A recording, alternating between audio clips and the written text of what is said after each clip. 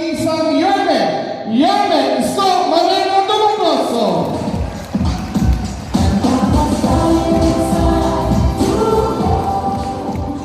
Hi! Hello! Isip pa ba kayo? Taas ka kamay, taas ka kamay, taas ka kamay. Sabay inat-inat. Ayan, balat-balat ang buto, mga minamahal kong lolo't lola, nanay at tatay. Ako, maraming salamat sa inyo. Maraming salamat at tinulong ninyo ang aming panyaya. Bagamat linggo ngayon, dapat kayo'y nagpapahinga o kayo'y may ginagawa sa kanya-kanyang tahanan. Pero binabuti ninyong pumunta dito. Kaya maraming salamat sa inyong lahat, mga nanay, tatay, lolo at lola. Pumanatag naman kayo. Huwag kayong mag-alala. Wala kayong maririnig na mga panira dito. Hindi namin kayo pauwi ng konsumido. Opo. Sa dami ng problema ng taong bayan, pati ba naman yung problema ng mga politiko o problemahin pa ba ng tao? Alam naman ng tao bayan. No? Pag maghahalala, yung mga politiko, magkakaaway. Yung magkakapibahay, magkakaaway din. Pagtapos ng eleksyon, yung mga politiko, bati-bati na. Yung magkakapibahay, nagkaaway pa rin. Kaya pumanatag kayo, mga lolo't lola ko. Wala. Meron ba nang sumisip nyo kanina nito? Wala naman. Sumakit lang ang tenga nyo kay Apple. Huwag kayong mag-alala. Tatama din sa tono yan. Konti na lang. Nay, tay, kamusta kayo? Hindi salamat sa Diyos. Opo. Bagay na dapat natin ipagpasalamat sa Diyos. Bakit? Ilang taon pa lang ang nakakalipas. Lahat tayo, kasama kami, natatakot tayo na baka tayo'y magutom o mamatay sa infeksyon ng COVID-19. Lahat tayo nangangamba. Takot na takot tayo. In fact, kahit sa loob ng bahay, pag may mga hatching, ay, may COVID. O di mo ba? Kaya, maraming salamat sa Diyos. Ano't ano pa man ang hirap na pinagdaanan natin sa nakaraan. At ano't ano pa man ang hirap na dinadaanan natin sa kasalukuyan, salamat sa Diyos, ito tayo ngayon sa tutupan, buhay tayo lahat. Dahil habang buhay may pag-asa. Tay, real talk lang tayo. Basta tayo dito, good vibes lang. Matanong ko lang kayo,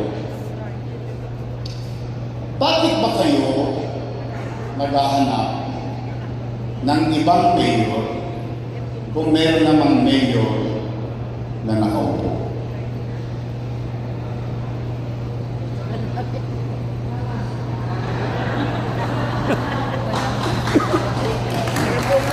Follow.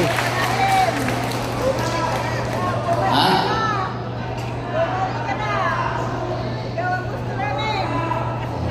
Hindi, kaya ko yun naitanong kasi gusto ko lang malaman niyo na nangangamba din ako. Bakit po? Dahil yung mga nakaupo, mga alaga pa po na. Opo. For almost 20 years, inalagaan ko yung mga yan. Bakit? Bilang pagtanaw ng utang na loob kay Danny Lacuna. Alam niyo yan. Hindi ko yan pinupli. Hindi ko yan pinat. Ang katotohanan, tayong mga Pilipino, isa sa itinatapos ng ilong natin o ipinagmamalaki natin ugali sa buong mundo, tayong mga Pilipino ay marunong tumanaw ng at ang utang na loob ay walang katapusan pa yan. Tingnan po natin kung totoo ba na tinanong ko yung utang na loob kay Boss Danny na inalagaan ko yung kanyang mga anak. Tingnan po natin. Una, Philip Laguna.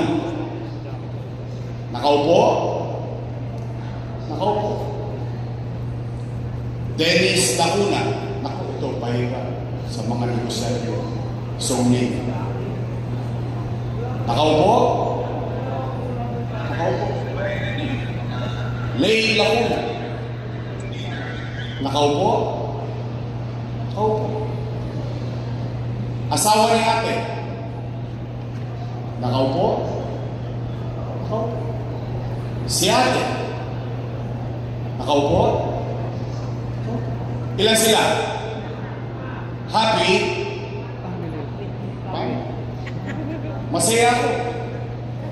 Masaya ako na yung hindi napagtagumpayan ni Boss Danny, napagtagumpayan ng kanyang mga anak sa tulong nating lahat. Ngayon, ang tanong, kung sila'y naging mabuti sa kanilang tungkulin o hindi, hindi ako para humusga. Taong bayan ang maghuhusga niyan. Palawan. Ngayon, bakit sila nagagalit sa akin? Bakit ngayon ako na ang pinakamasama? Sa mata mo. Matanong ko po. Tingnan ninyo. Maghanap kayo ng kahit isa lang. Kahit isa lang na dumagoso sa City Hall. Wala. Bakit? Bilang pagtanaw ng utang na loob kay Boss Danny, inuna ko muna yung mga anak niya at isinantabi ko yung mga anak. Tanong, Yorme, tatanaw ka pa ba ng utang na loob? Sagot, opo. Bakit? Pilipino ko. Ganun talaga tayong mga Pilipino. Kaya lamang, meron lang akong pakiusap. Baka naman kung po pwede, sa ibang bagay na lang ako tumanaw ng utang na loob. Bakit? May utang na loob din naman ako sa taong bayan. Kung wala ang Diyos at wala kayo, wala ako sa kinalalagyan ko ngayon. Ngayon, masama naman bang tugunan ko yung panawagan ng taong bayan? Eh yung taong bayan na sumisigaw na, bumalik ka na, bumalik ka na, bumalik ka na. Taong bayan na sumisigaw ng bumalik ka na, eh ako sinigawan niya. Wala nang balik! Napanood mo? Napanood mo din eh. Eh bakit sila nagagalit? Hindi naman sila may-ari ng pwesto na yan. Pag-aari yan ng taong bayan. In fact, empleyado na kami ng taong bayan. At ang kontrata namin, 3 years. After 3 years, expire. Tapos babalik ka ulit sa taong bayan. Magre-report ka sa taong bayan. Magpaparenew ka ng kontrata sa taong bayan. Pag sinabi ng taong bayan, approve, another 3 years. In fact, ang katotohanan, kapag ikay naging mabuti sa iyong tungkulin, kahit hindi ka na makita ng taong bayan, iboboto ka ulit ng taong bayan. Tama po ba? Nagagalit. Ba't daw ako babalik? Eh, kung nagmabuti kayo, wala sana silang dapat ipakangamba. Eh bakit natin pangungunahan ng taong bayan? Taong bayan naman ang pipili. O tingnan nila, bakit ako hindi magtatampo? Bakit ako hindi magdaranda? Iwawaglit lang akong nawala. Binago-bago na nila. O partikular na binago nila. Patungkol sa senior citizen. Nay, tay, mga lolo't lola na nandito ngayon. Totoo ba yung ginawa nila na kapag sa quarterly pension or monthly pension at quarterly ang bigayan, kapag wala ka sa araw ng bigayan, ng payout. Forfeited na yung pension mo. Mali yun. Bakit? Alalahanin natin kung paano mo ginawa yan. Alalahanin natin. Total, wala pa naman kayong Alzheimer's Wala pa. Tingnan po natin Tay.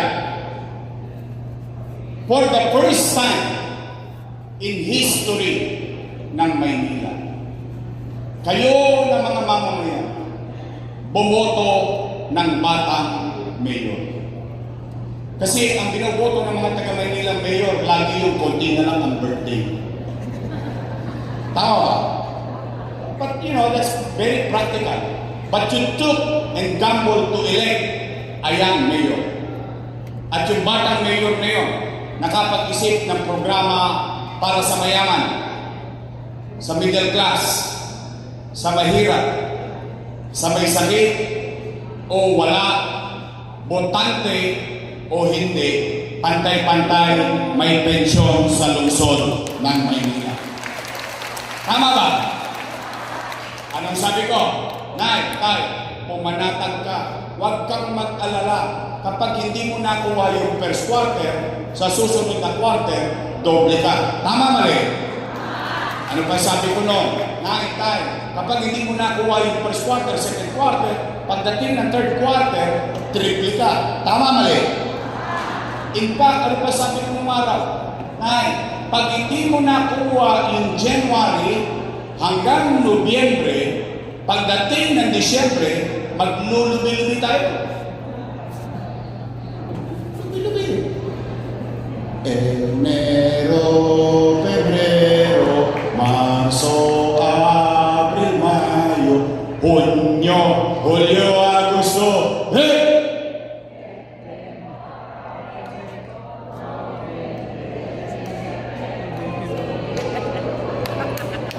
Talagang matanda na kayo. Alam niyo yung kanta. Di ba? Anong ibig sabihin? Yung matanda, panatag na panatag ang kalooban na kahit hindi niya makuha buong taon, pagdating ng Disyembre, 6,000 siya. Kung dalawa silang matanda sa bahay, 12,000. Kung tatlo na silang senior citizen sa bahay, 18,000. Wala siyang takot. Wala siyang pangamba. Ngayon, ano nangyayari? Alam mo naman yung mga matatanda, malalapot ang dugo niya. Maaga nagigising niya. Sa nervyos, dahil hindi naman niya alam yung araw ng payout, pagkagising niya, saan pupunta yung matanda? Barangay. Chairman, anong balita?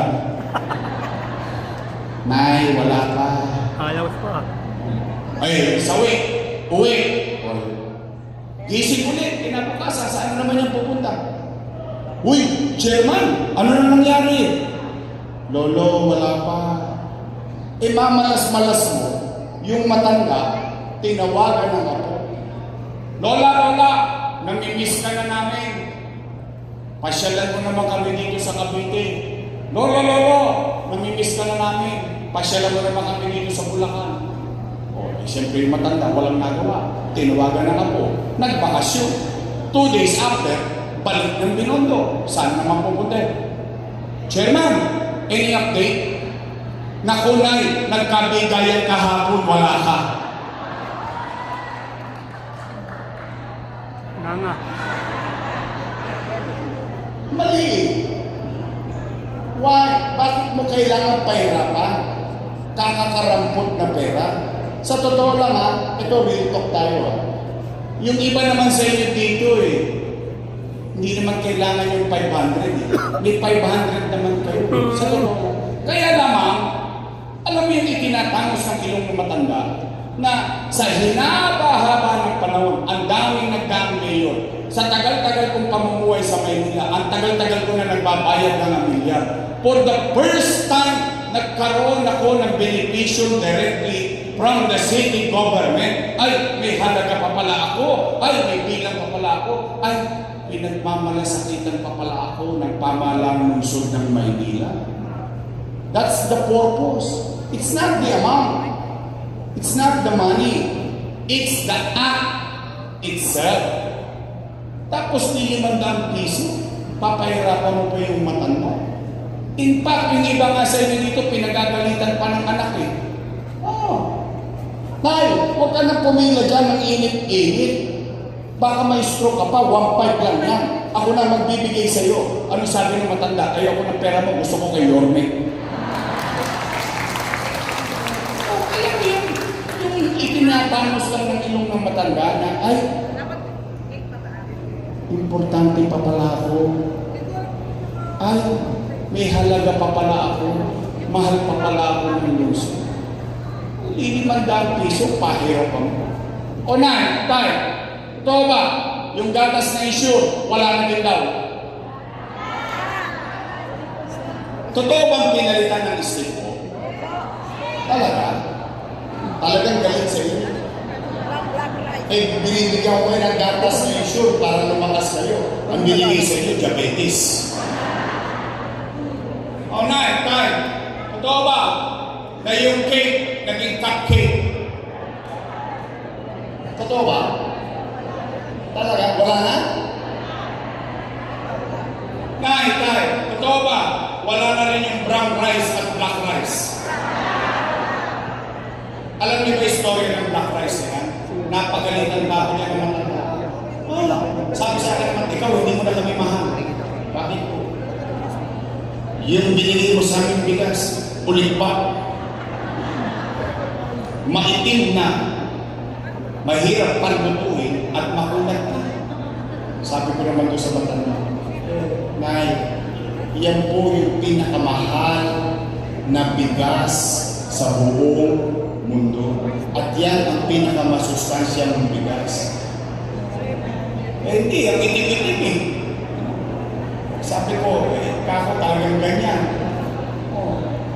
Nakakalungkot isipin, na kapag pagdating sa matanda, paikli ng paikli, pahirap ng pahirap, pawala ng pawala.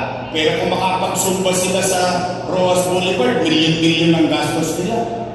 Kung makapagpasosyo sila sa City Hall, milyon-milyon ang gastos nila. Pagdating sa matanda, pinahirapan nila. Alam nyo, what's the irony of all these things? Alam nyo ang ironic dito? Nung ginawa ko yan, kasama ko sila. Ibig sabihin, alam nila yung dahilan ko. Alam nila yung nasa isipan ko. Alam nila yung purpose ko. Alam niyo kung bakit kayo parang spoiled sa Manila, ang mga senior citizen. Alam niyo kung bakit? Alam niyo? Kasi konti na lang ang birthday niyo.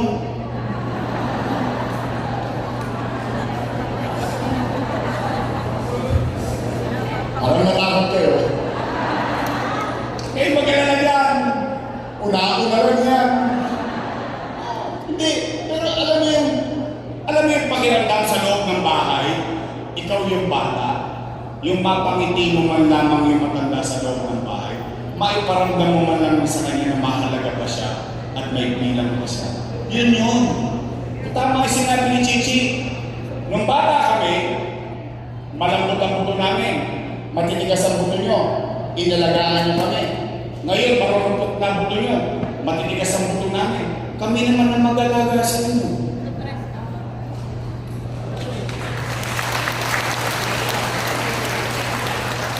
Oh, para kayong namumutla. Kumain na ba kayo? Di ba kayo kumakain? Ha? Taas nga kamay na hindi mo kumakain? Oh, huwag kayo mag-alala, lilipas din yan. Oh, sige, umuwi kayo. Umuwi kayo na buo ang pag-asa. Sa pag-asa man lang ngayong umaga ito, mabusog kayo. Sabihin ninyo sa inyong mga mahal sa buhay. Sabihin ninyo sa inyong mga kaanak, sa inyong kapitbahay at kapwa senior citizen. May awa ang Diyos. Sa tulong ninyo, nakabalik tayo. Ibabalik ko ang lahat ng nawala sa senior citizen. Pangalawa, tay, ako'y may napapansin.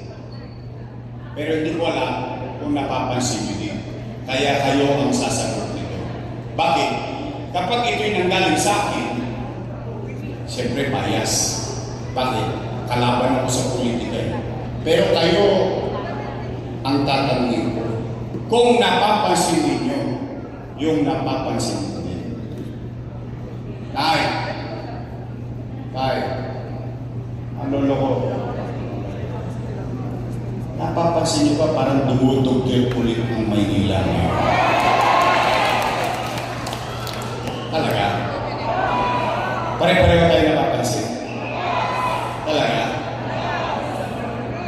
Parang nagkalat na naman kung ano man sila edit party dito sa Maynila. Napapansin niyo? Nay, luminis na tayo. Umayos na tayo. Itutuloy lang nila. Wawaglit lang akong mawawala. Aba, lalabing 7 ang local government sa buong Metro Manila. Alam niyo pang ilan tayo? Pang 17. Ayan po. Hindi po sa akin galing yan, ha? Kulilan tayo sa economic growth. 17 out of 17, tinalo pa tayo ng Pateros. Yung munisipyo, not city, but municipality of Pateros. Ang tinda lang dyan, itlog, balot at penoy.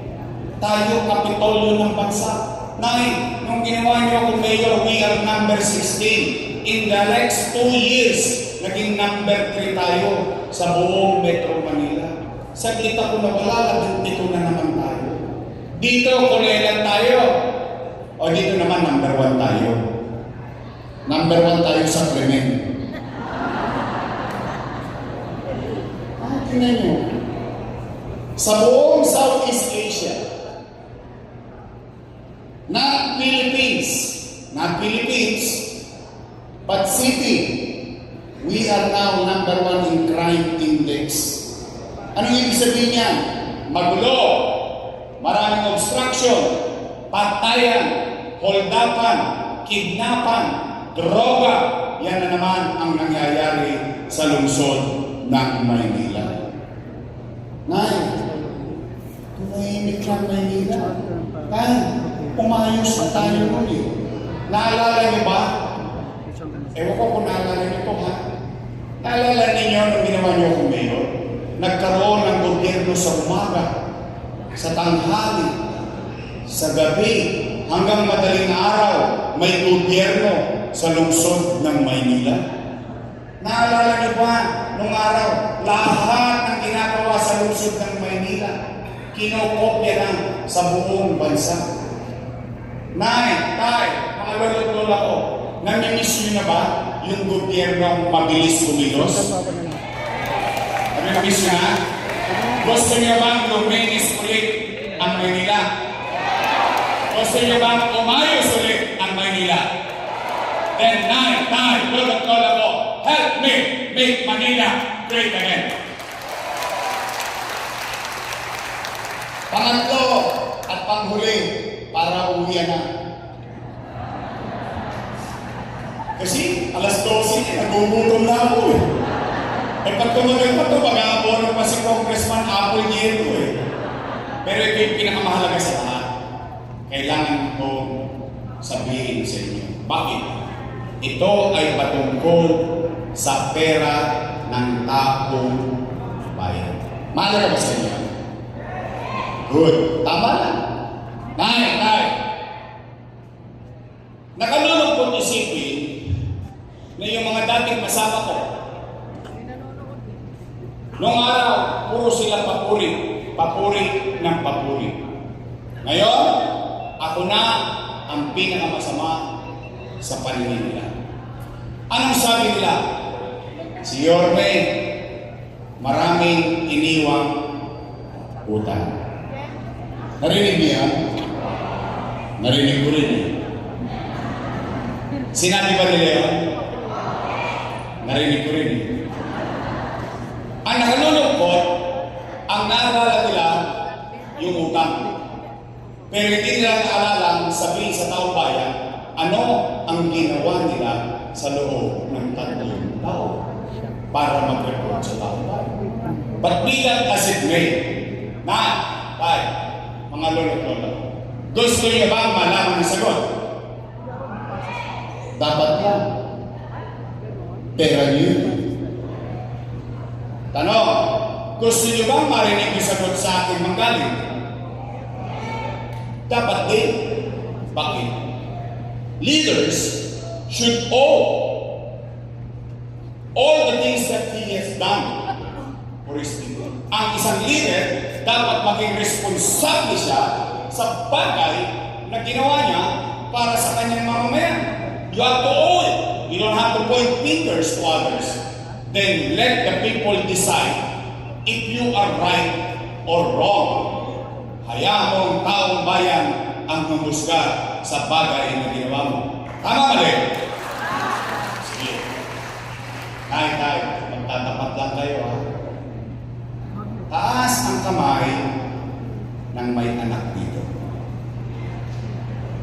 Ba, marami sa inyo talaga. May anak kayo. May pamilya kayo.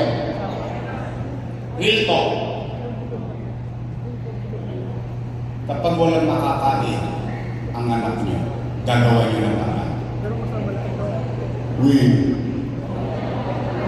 Di nga. Talaga? Itatawid niyo? Iraraos niyo? Totoo? Nay! Tay! Totoo ba ang kasabihan na ang isang ina o isang ama, susubo mo na lang, ibibigay mo pa sa anak? Totoo yan? Talaga? Gagawin mo ang lahat para sa inyong pamilya? Ganun din ang ginawa ko bilang ama ng 2 milyong Manileño noong panahon ng pandemya.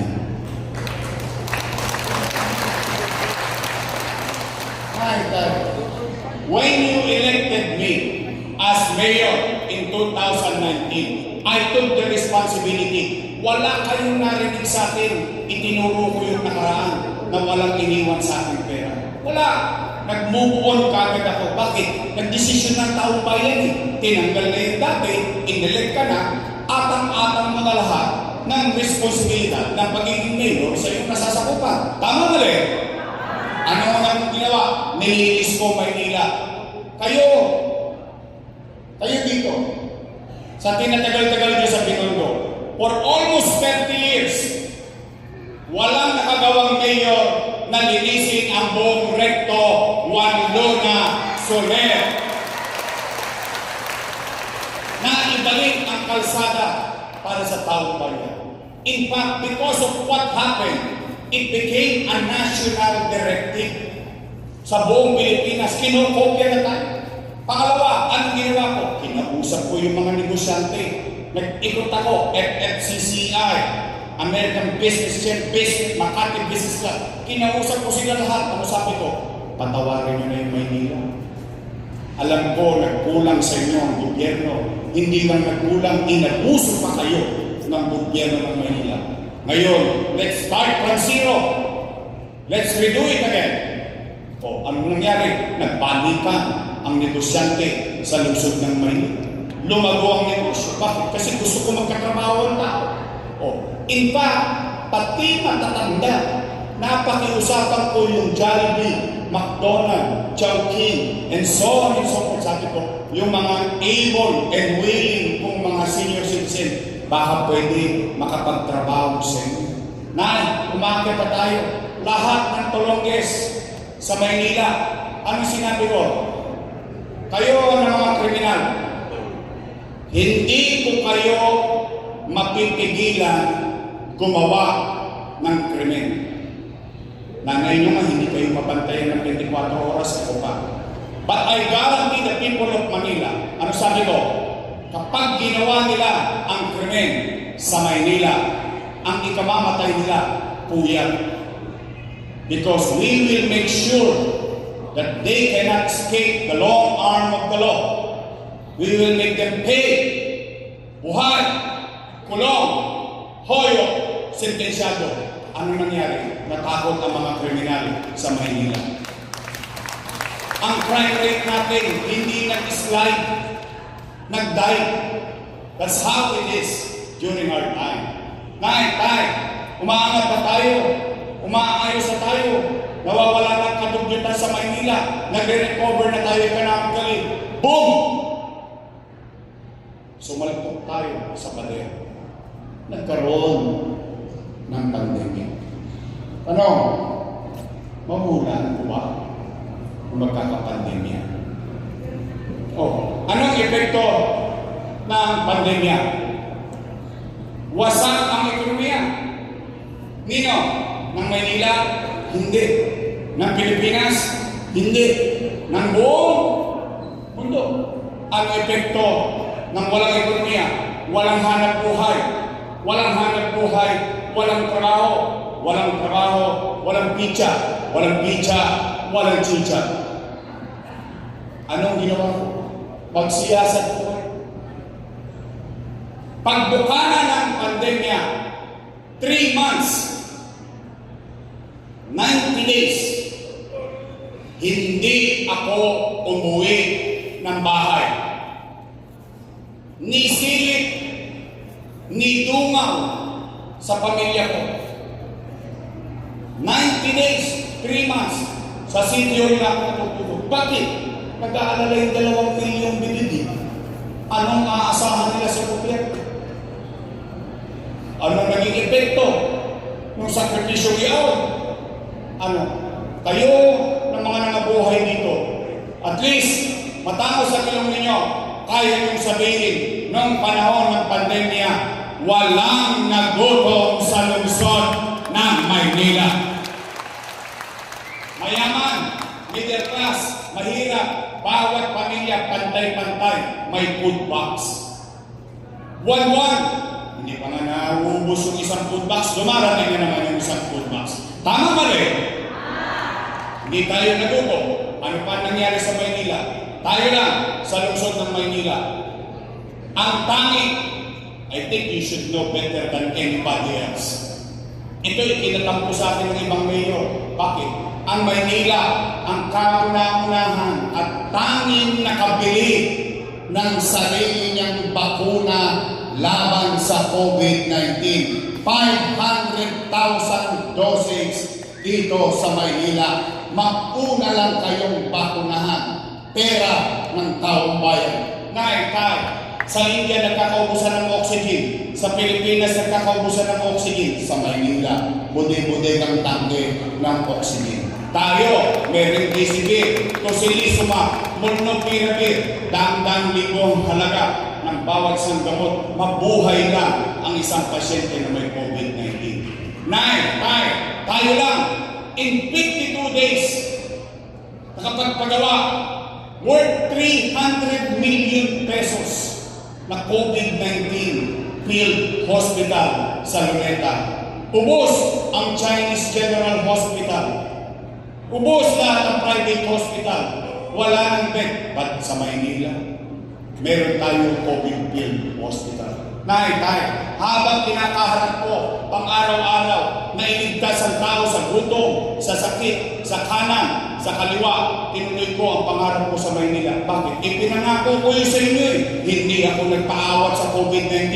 Itinayo, Tondo Minyong 1, Tondo Minyong 2, Binondo Minyong 1, Pasek Community, San Lazaro Residence, San Sebastian Residence, Pedro Hill Residence. Itinayo 10-story fully air-conditioned public school, Rosauro Almario Elementary School, Manila Science High School, Albert Elementary School, Magsaysay High School. Itinayo Paseco Hospital. Itinayo brand new 10-story bagong hospital ng Maynila. Pinagtataka ko, bakit hindi nyo nagagamit yung MRI machine? 3 years ago ko pa yan binili. CT scan machine. Mamahaling gamit. Pera ng taong bayan. Tanong. Saan ko kinuha yung pera na yan? Umipot ako ng ginto? Hindi. Anong ginamit ko? Abilidad. Bakit? Umaasa ang taong bayan eh. Nag-mayor ka eh. You do your job. You don't blame anyone. You don't blame the situation. You have to do what you have to do. As a mother. As a father. Oh, tanong, Yorme, kanino ka ba nangutang? Sa Pilipinas. Sa gobyerno. Ha? Ang labo mo naman kausap, Yorme. Amerika nangutang. Pilipinas nangutang. Maynila nangutang sa Pilipinas. Opo. Bakit? Ano? Sino may-ari ng Land Bank of the Philippines? Gobyerno. Sino may-ari ng Development Bank of the Philippines? Gobyerno. Okay. Imumwestra ko para mas madaling maintindihan ng tao. Itong ulo ko, hanggang pa, yan ang buong gobyerno. May dalawang bulsa. Isa sa kaliwa, isa sa kanan. Sa kaliwa, National Government Financial Institution. Ano na sa loob? Land Bank of the Philippines, Development Bank of the Philippines. Siksik-liglig, umaapaw pa. Sa kanan, City of Manila. Alaus, Said. Ano ang ginawa ng ama ng lungsod ng Maynila? Tumukod sa kaliwa, inilagay sa kanan para makaraos ang batang Maynila. Eh yun daw ay mali. Mali daw yun. Tanong, sino nagpalitan ng pera? Gobyerno? Gobyerno. Sino nakinabang sa pera? Taong bayan. Kaya nga sabi ko kanina, salamat sa Diyos. Nakaraos tayo. Nakatawid tayo. Ito, buhay tayong lahat ngayon dito sa buhay. Ayun daw ay mali. Mali. Mali daw yun. Nay, kung yun ay mali, edi mali din sila. Bakit? Eh kasama ko silang gumawa nun eh. Yung majority floor leader nyo, na ngayon si Congressman Chihuahua. Ay, Chihuahua na Chihuahua, liit-liit na asok, ingi-ingi ng bibig. Hindi, totoo lang. Real talk lang naman tayo. Siya majority floor leader nun eh. Ng konseyo. Sinong vice mayor ko no? Sila. Eh, mali pala yun eh. Eh, ba't yung inaprobahan?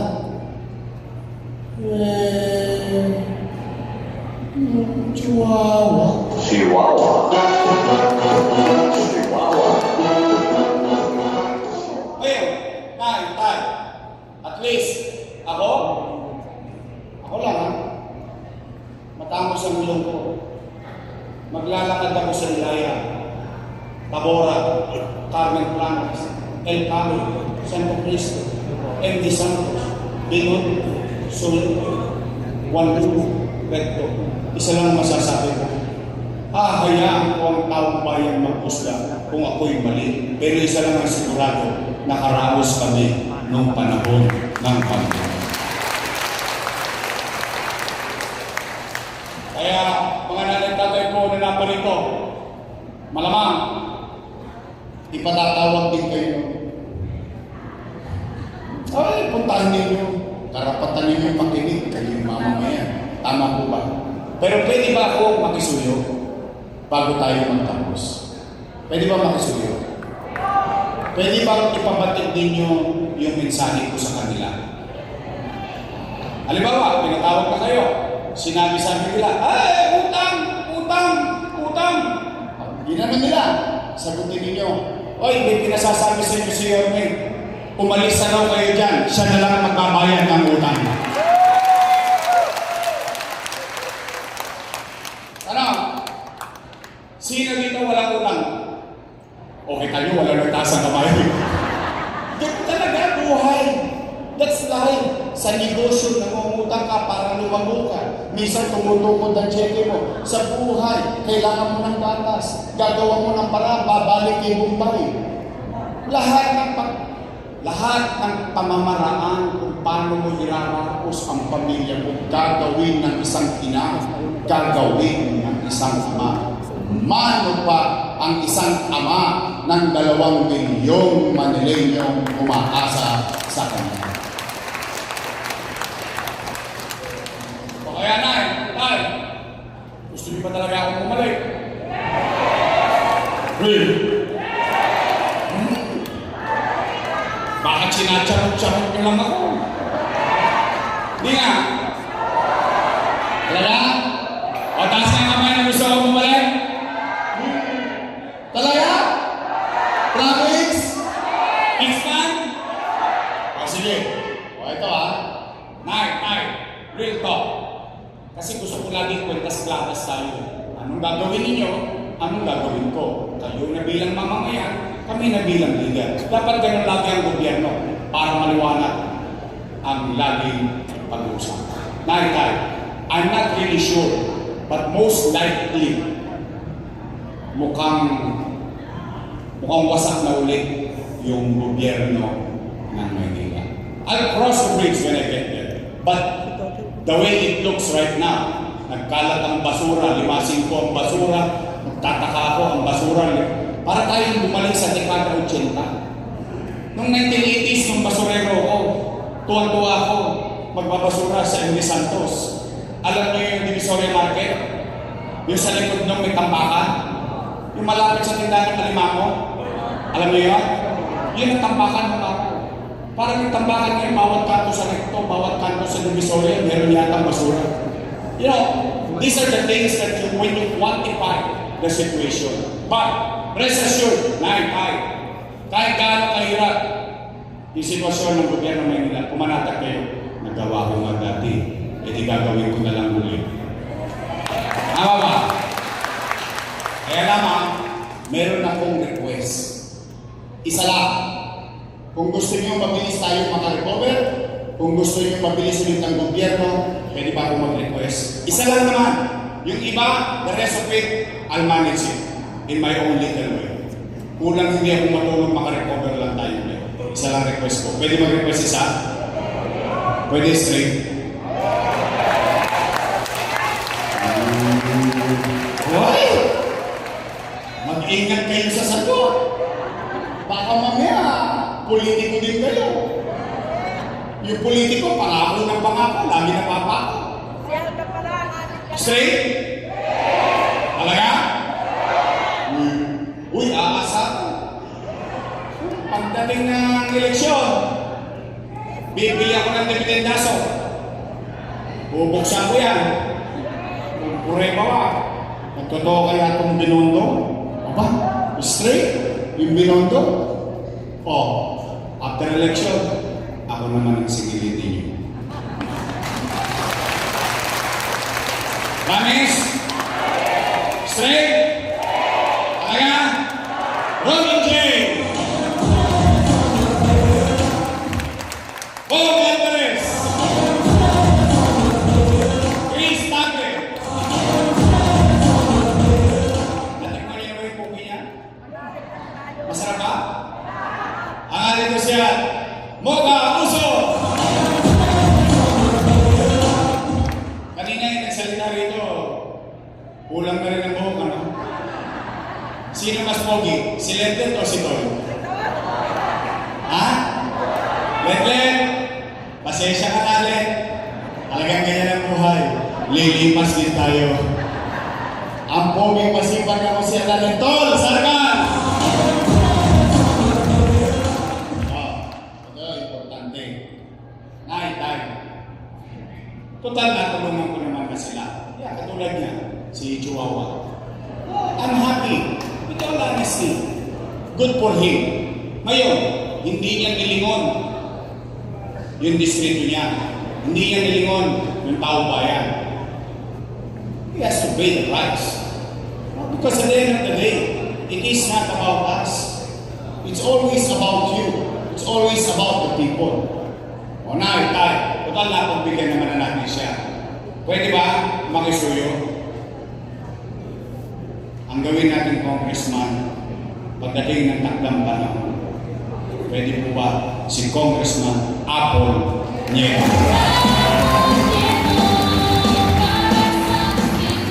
At least sigurado ako rito, iikutin ang bahay niyo. At least sigurado ako rito, makikita niyo sa kalsada to. Hindi sa platform niyo makikita. At puro kiyaw-kiyaw, kausyaw. Hindi, ako naman eh. Taong bayan yan eh. Yan ang importante naman sa ako. O na, ito naman, ang aking partner, graduate ng Lasal. Kaya lang talo ko siya. Ako, graduate ng Ateneo de Tondo. Graduate ng Political Science. Aral sa kanyang ama bilang Vice Mayor.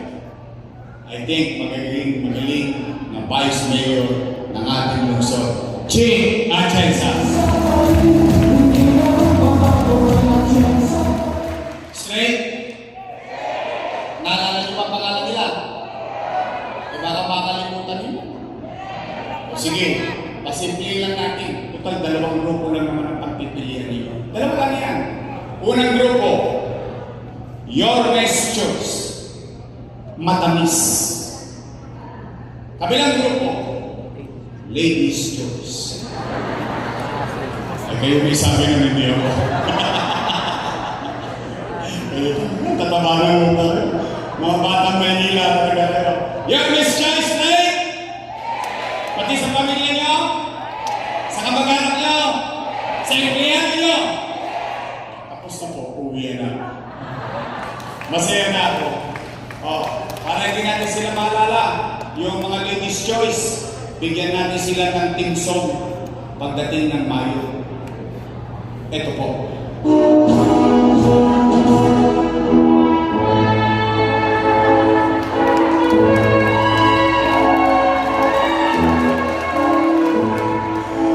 Pag-graduate na natin lahat yun. Pwede? Mag-iingat kayo. Maraming salamat sa oras na pinagkaloob nyo sa amin. Nakonsumi ba kayo? Masaya na kami. Pero mag-iingat kayo at huwag kayong mawawalan ng pag-asa. Mayawa ang Diyos. Makakaraos din tayo. Makaka-recover din tayo. Maraming salamat sa inyong lahat at pagpalain nawa kayo ng buong may kapal. Manila! God first. Thank you! Maraming salamat po, Yorme, Isko Paremat Pagasa, and Vice Mayor G. Atienza, Congresswoman Apple Nieto, Tabong Yorme's Choice ng Distrito Tolera.